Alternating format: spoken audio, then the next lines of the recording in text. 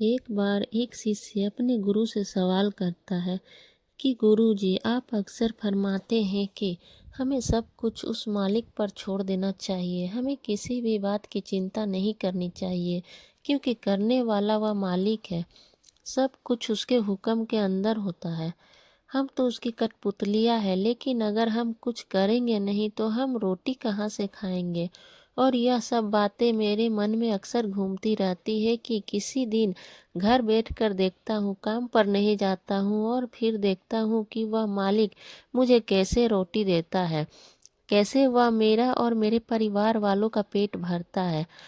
तो उसकी यह बात सुनकर गुरुजी कहते हैं कि करने वाला तो वह मालिक ही है, हम तो उसकी कठपुतलियाँ हैं, क्योंकि इस संसार में जो भी होता है उसके हुक्म के अंदर ही होता है।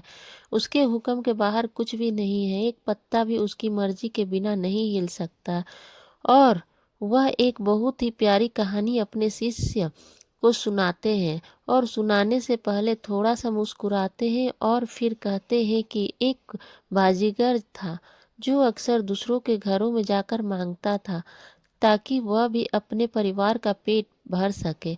तो एक दिन उसने एक फकीर मिले और उस फकीर ने उससे कुछ मालिक की बातें की, उसे मालिक की महिमा के बारे में समझाया। तो वह उस फकीर की बातें सुनकर बहुत प्रभावित हुआ। तो उसके बाद उसने घर घर जाकर मांगना बंद कर दिया और उसने यह मन बना लिया कि आज घर बैठकर ही देखता हूँ कि वह मालिक मुझे कैसे रोटी देता है। और वह आज यह भी पक्का हो जाएगा कि उसको हमारी फिक्र है भी या नहीं। तो वह घर बैठ जाता है और रात होने तक का इंतजार करता है और देखता रहता है कि आज मुझे रोटी कैसे मिलेगी, कैसे वह खुदा मालिक मेरे घर आकर मेरा और मेरे परिवार वालों का पेट भरता है।